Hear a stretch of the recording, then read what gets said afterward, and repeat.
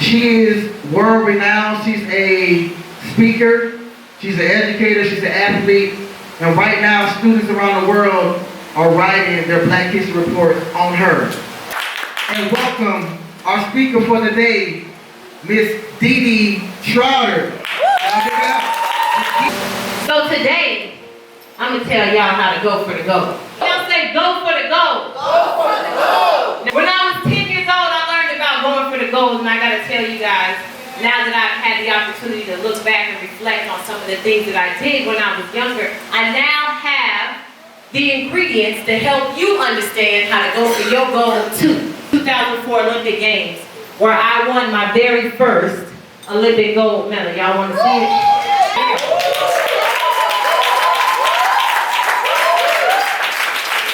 See, going for the goal and going for a goal is kind of the same thing. So when I was 10 years old, I was playing basketball as a little kid. I loved basketball. Basketball was my life. I didn't know it at the time, but it would be the goal that set me on the path to get the goal. At 10 years old, my mom would drive me to Knoxville, Tennessee. Anybody know what's in Knoxville? The University of Tennessee. When I got there, let me tell y'all, I went on the basketball courts. I was small, they seemed big. And I remember watching the Lady Vols play, and I remember watching Pat Summitt, one of the greatest coaches of all time, tell her team that they would be the best in the world. So I decided that at 10 years old, I was going to go to the University of Tennessee. And I was going to play basketball for the great Pat Summitt. That was my dream, that was the goal. And at 10 years old, I started to do everything that was required to get me there. Tennessee, Lady Vols. That's me. When I was 11 years old, 12 years old, 13 years old, people said, Didi, what are you going to do when you grow up? Who do you want to be? I said, I want to play basketball for the University of Tennessee. See, I kept speaking it, I kept saying it, I kept believing it, I kept writing it down, I kept researching it, I kept following it everywhere I went. I wanted to make sure that people knew I had a dream and a goal. And by telling them, it made me feel like I had to do it. Everything that I did, I started to line myself up with the goal. They told me I had to be a student athlete, not an athlete student. Didn't work that way. When I was a kid, nobody in my family had gone to college before. Nobody in my family had actually gone to a 4-year or played college sports, so nobody really knew what to do when I was excelling in these things in school. I waited with a whole bunch of potential just sitting there, and then God stepped in.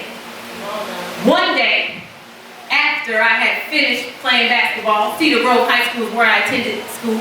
Later that night from my track coach, he called me and said, Didi, get over to the indoor invitational. The Georgia Dome is having an event, I've already signed you up.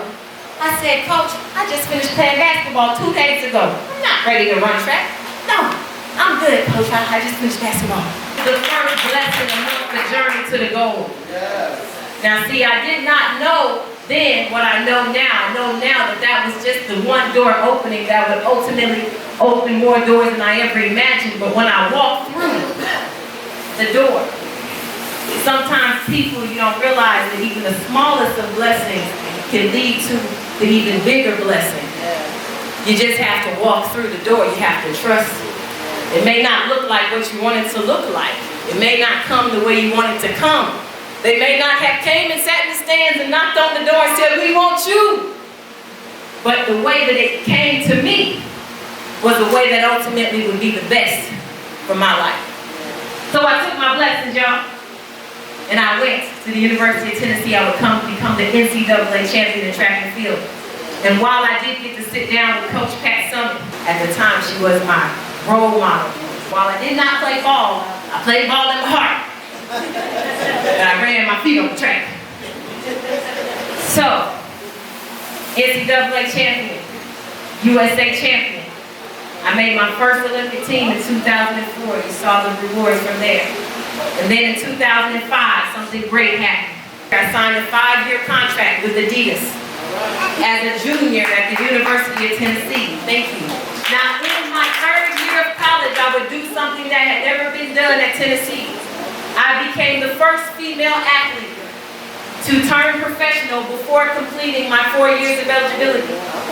I would also become the very first athlete, male or female, to turn professional early and still complete their degree on time. Once you set your goals and you identify what you stand for, which me was student athletes, there was no way I was not going to finish the student part before I continued to pursue the athlete part. I stood for greatness, so therefore those were the rules that I lived by. And by doing so, I created history at the University of Tennessee. Now, I'll forever be a part of the legendary school that I once so admired and dreamed to be a part of. After that, I continued to do great things. But as this story sounds so wonderful, you all know that life does not go on without a few trials and tribulations. In 2008, I had just won the USA title. I became one of the fastest women in the world in 2007, running the 400 meters, one lap around the track in 49.64 seconds. Wow. So I decided I was going to get ready to pursue the Olympic Games once more. 2008 came around, you guys, I was training, I was working hard. I was doing everything I needed to do. I had been there before, so I knew what it took. So I started working hard, started training. And in 2008, April, one day I went to sleep and I woke up the next morning with a swollen knee. I was very confused by this. I went to the doctor's office. I said, "Hey doc, what's going on? My knee was fine yesterday, it's broke today, can you fix it?" He said, "Let me look at it." So he goes and he does his x-rays and comes back and says, "Dee Dee, I got some bad news for you. Looks like the knee injury that you have is pretty bad." I said, "That's impossible. I was just fine, I didn't do anything." Says you have something called a chondrofemoral defect, which in layman's terms means you have a hole in your femur bone. He said, "I'm sorry, the injury you have requires surgery. And the surgery that you need to fix this injury has a 90% failure rate of the athlete being able to come back and compete the way that they used to." Hold on a minute. So you're trying to tell me that if I get this fixed, it's probably going to be broke forever? I said, "Okay. Well, if you're telling me that this might be the last time I run, then guess what I'm going to do? I'm going to try. If you're afraid of trying, you've already failed. So you need to try. If there's something in your heart that you want to do, if there's something in your mind you want to do, if there's something that's in your spirit to do, the first thing you have to do is try." Now, when I was trying to pursue this goal, I knew that it might be difficult because I have a hole in my knee. So I went to the first race, you guys. The doctor told me something very powerful, and I remember taking this message to church, and I remember the preacher at the time, he prayed into me. He didn't even know what the problem was. The doctor told me how much I would be able to endure in a situation would determine how far I would go. But when he said that to me, it finally hit me in church one day that endurance was not the physical of how far I could go, but the mental of how far I could go. That day I went forward with a new mindset of endurance, ready and expecting there to be some struggle and ready to be able to carry it. So I went to my first race, y'all. It was live on ESPN and I was ready to go. First race went like this. On your marks. Set. I took off running, y'all. I started running like nothing was wrong with my leg. And finally, at 300 meters of a 400-meter race, I look up and I'm in last place. I didn't worry about that. So y'all know you win some and you lose some. Now see, the losing part, we don't have a lot of time to sit back and be pouting and complaining about the loss. You take your loss, you go back, you look at it and you say, "What we gonna do, y'all? Try again." So that's exactly what I did. Here we go. Second race went like this. On your marks. I got it this time. Don't worry. Set. I took off running this time. Now I'm running for my life because I know I can't get last on national television again. That is not going to happen. So finally at 300 meters of a 400-meter race, I look up and I'm in last place. Now this time, I'm feeling some kind of way because this is on national television. So I called my coach. I said, "Coach, come on, you gotta help me. What do? I come in last, I'm giving my best, I'm doing everything I can, but I'm coming in last. Who you gotta help me?" She said, "Dee Dee, You need to focus harder. You need to get in the telephone booth. And my coach used to say telephone booth. She wanted us to try to block ourselves out from the world, close the door, make a phone call to yourself, tell yourself what you need to hear to get through. She used this analogy with us on the track so we can block out distractions. She said you need to change what you're doing. You're trying to be who you used to be, but life is changing. You're not the same anymore. Can't keep doing what you was doing. That's not going to work. Come up with a new way to win. Get in the phone booth. And I said, okay, thanks, coach. I got off the phone with her. I thought she was a little crazy at the time. But sometimes when you're going through something, it's hard to hear, right? So I had my ears closed, but I still heard it in the back of my mind. And when my spirit was quiet, I finally heard what she was trying to say. She was trying to invoke the super woman in me. And I said, oh, I can do this. I just need to transform myself into the more powerful version of myself, the superwoman. We all have it inside of us. Every person in this room has a superman or a superwoman inside of them. Sometimes it goes to sleep. Sometimes it lacks the confidence that it needs to come out. Because sometimes life will tell you you can't do something. Or if you fail too many times, you'll forget how powerful you really are. So you will let your superman or your superwoman go to sleep. And then when it's sleeping, the longer it sleeps, sometimes the harder it is to wake it up. So when you start to struggle with your goal, you have to start speaking positivity into yourself, because the positivity you speak will be whispers at first, but as it becomes more believable to you, it'll get louder and louder, and it'll start to wake your superman, your superwoman will wake up, and you'll find yourself doing something that you didn't think you could do after so long of not believing in yourself. Third race was live on Eurosports, y'all. We were in Europe. Race went like this. They're a little British there, so it sounds a little more like this. On your marks. Get set. I took off running, y'all. I started running with the confidence that I knew was in me before. And finally, at a 300 meters of a 400-meter race, I looked up, and again, I'm in dead last place. Oh, that didn't make sense to me. Now, I'm trying everything I know how to do.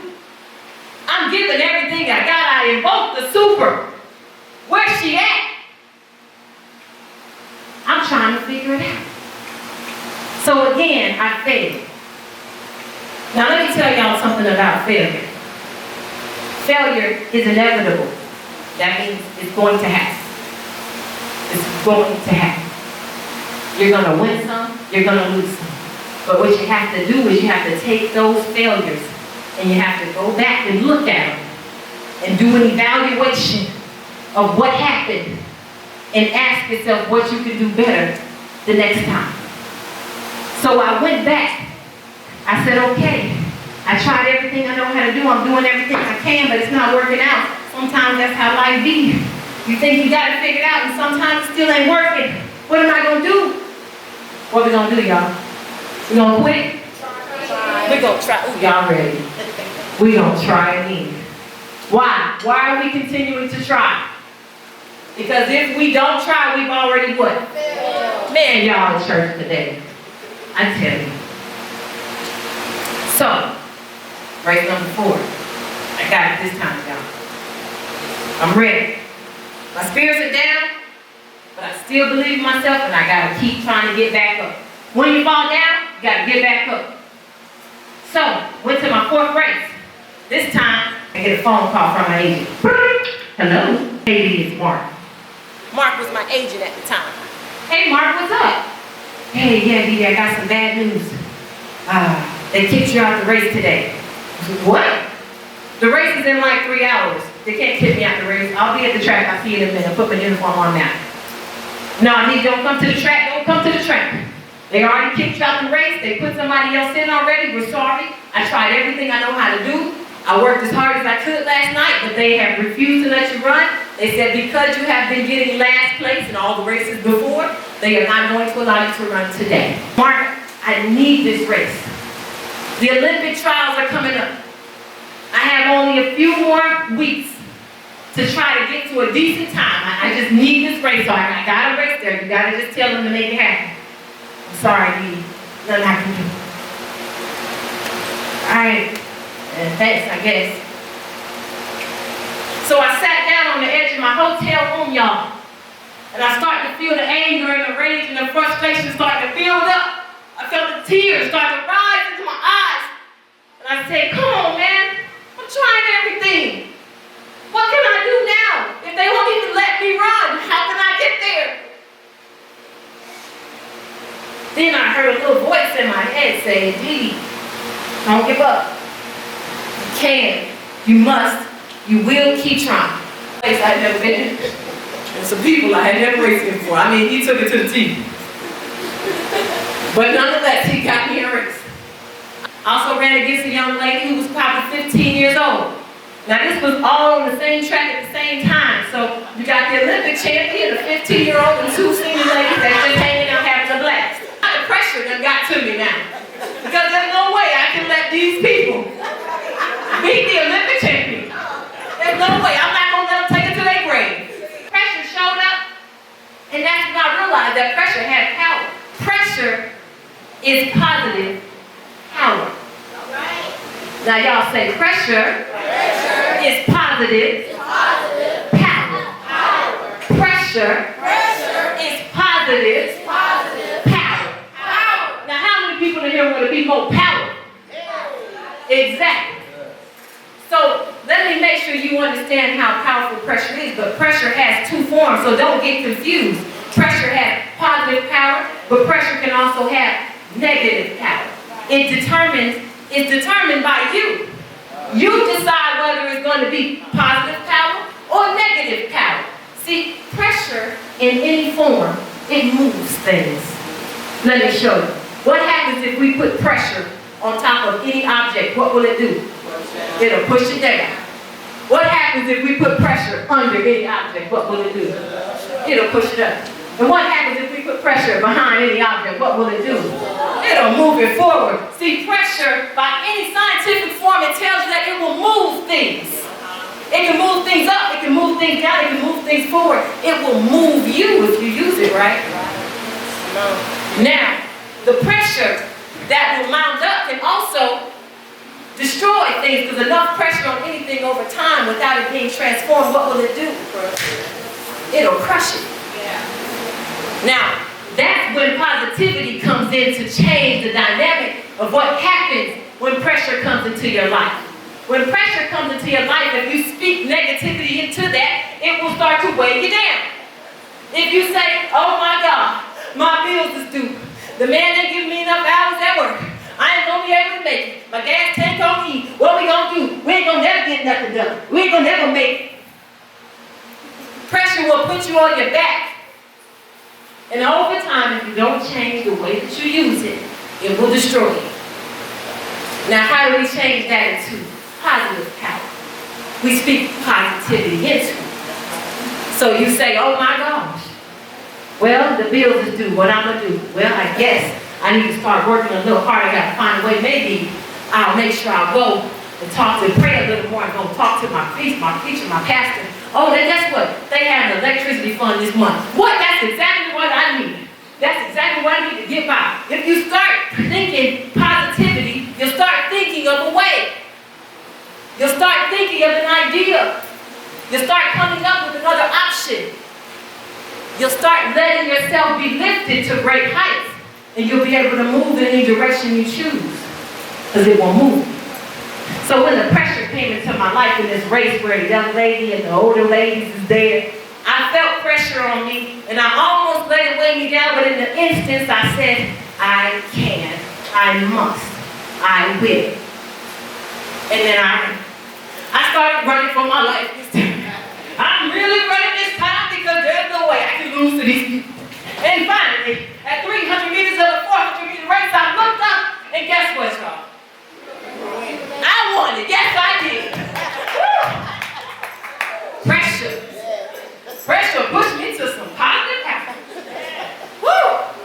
I used that pressure and got to the finish line.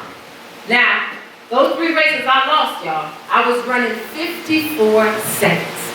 Now I told y'all in the beginning I ran 49. So 49 from 54 is a pretty big jump, right? A lot slower. In this race I ran 51.9. Now 51.9 seconds is still not good enough to make the Olympic team. But it's progress, right? Yes, it is. It's progress in the right direction. So we're going to count that and we're going to use that. Going into the 2008 Olympic trials with a hole in my knee, I knew I had a lot of odds against me. I knew that there were a lot of things that I had to overcome. But with 51.9 seconds under my belt, I felt pretty good about my chances. So I went to the 2008 Olympic trials. I had 3 rounds of the 400 meters. In order to make the United States Olympic team, you have to do one of 3 things. You have to get first place, second place, or third place in your event. If you get 4th, you'll be watching it from at home on television. It's not what you want. Don't get 4th. So, I know what I have to do. That day, it doesn't matter whether you get 1st, 2nd, or 3rd. You all go to the Olympics. You all get your chance at the gold. 3rd is 1st in this race. It doesn't matter. Just get on the team. So I went into the race feeling like Clark Kent. But when the starter said, "Runners, take your mark," I came out Superwoman, y'all. I had transformed into the stronger, more powerful version of myself.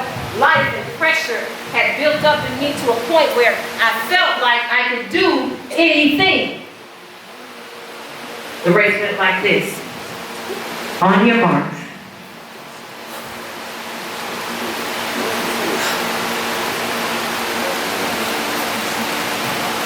Set. I took off running. Now this time, I'm running with the confidence that I knew I could achieve what is required to get to the Olympic team. And finally, at 300 meters of a 400-meter race, I look up and out of 8 women on the track, I'm in 7th place. Now see, let me tell y'all what happened. Can anybody guess what showed up with the last 100 meters to go? Pressure. Oh, pressure showed up. No stranger to a difficult time. Pressure showed up and said, "Dee, you might as well give up. All the races you ran before, you lost right here. It was over. It's done with. You might as well quit. Don't keep running. You can't do it. You're going to lose. You're not going to make the Olympic team. Your knee destroyed you." That fast. Pressure threw about 9 things of negativity at you. But then, I remembered I could use that. So I transformed it right then and there. And at 100 meters to go, I said, "You got 100 meters to go. That's plenty of time. They can't run from you. You better catch up now. There's still some time. As long as there's some length on the track, I still got an opportunity to win." As long as there's breath in your body, as long as you wake up another day, you have an opportunity to change your situation and win. Every day. That race is an example of how we all have an opportunity every day. As long as you're still living, as long as you're still breathing, as long as you still got life in your body, you can change. You can make a way. So I kept running. Oh, I started running. I went from 7th place to 6th place, till I was in 5th place, till I looked up and I was finally in 4th place, the place you don't want to be in. And I'm looking at her, and she's looking at me, and I'll never forget her name. Her name was Monique Henderson. She was battling it out with me. I'm looking at her, and my heart is saying, "Oh, please slow down." Her eyes saying, "No, you slow down." And I was like, "Oh boy, it's about to be the race to the finish line." And we leaned. We looked up at the scoreboard. Sonia Richards-Ross had got 1st place. She made her 2nd Olympic team. Mary Weinberg got 2nd place. She made her 1st Olympic team. But who got 3rd? The crowd went quiet. I'm bent down on one knee. I can barely breathe. The 400 meters has a way of taking all the life out of your body. I was almost done. Could not breathe. Scoreboard. Trotter. Dee Trotter, she got 3rd place. She made her 2nd Olympic team. And the crowd went wild. So I made the 2008 Olympic team with a hole in my knee, y'all. And I went home and I had this surgery that was supposed to end my career. And I had the surgery, and it would take me 3 years to come back. In those 3 years, a lot of things were lost. I lost my 5-year Adidas contract. I lost supporters. I lost some of my team that was working with me. I lost people's belief in me. I lost a lot of different things along the way. Races were just one of the few things I lost along that journey. But I didn't quit trying, because that little seed had been planted. The seed of I can, I must, I will. It wouldn't sleep. It kept talking and talking to me over and over again, saying you gotta keep trying, you gotta keep going. You can, you must, you will. And in 2011, right as everyone had told me to retire and quit and give up, I started to change the way that I think. I had to come up with a new plan. My coach had planted the seed before. She said, you're still trying to be something you're not anymore. Life has changed you. You need to change with the change. So I realized I needed to change the way that I was thinking and start to add some things to my life. The first thing I did is I started to write things down. I remember when I was just 10 years old, I wrote down University of Tennessee so many times that I basically couldn't help but make it happen. So I started to write the things down that I needed to do. So the first thing I wrote was, I can, I must, I will. Now see, that became the center of my power, because anytime negativity or anytime fear, anytime doubt came into my life, I decided I needed to replace those things with I can, I must, I will, because in the face of fear and doubt, that should feel like an emergency in your life, because something is trying to stop you. If I say I can, when everyone's saying I can't, if I say I must, when everybody's saying I won't, if I say I will, when everyone's saying you'll never, I know that I can change things. The next thing I wrote was never give up. I wrote that because everybody was telling me to quit, even the little voice in my head sometimes. The next thing I wrote is, you are the best 400-meter runner in the world. Now notice I put in the world, not the state, not the city. I said in the world, you have to dream big. You aim all the way high. Shoot way, way high, because then even if you miss, you'll land amongst the stars. So in 2012, my first race of the season, I ran 50.94. I broke down the barrier that had been in front of me for 3 years. 50.94 was the time that I ran to win my first race. And the next race, I ran 50.90. Now, as you can see, 50.90 is not a very big jump from 50.94, but it's progress, right, y'all? And we like progress. Now, check this next race out. It's the 2012 U.S. Olympic Trials, where you get your chance to make it to the Olympic team. I ran 50.02, and I was on my way to the 3rd Olympic Games. Now, that is how you transform pressure into positive power. When you make progress, you become more confident. When you become more confident in yourself, you become more powerful. So these are things that you have access to every day that can help you be more powerful in anything you do. There is nothing more powerful than belief. When you believe, you'll be getting closer and closer to your dreams every day. Belief is powerful. And when fear and doubt come into your life, belief is the only thing that can fight them. When fear and doubt try to come and take your dreams, you have to start using belief to defeat them. So when you believe, you become all-powerful. Don't let belief dwindle away in your life and fear and doubt come in. Anytime you start to feel fear or doubt, believe. Tell yourself, I can, I must, I will. Y'all say, I can, I must, I will, I can, I must, I will. That will help you keep fear and doubt out your life. Now, thank you guys so much for being amazing.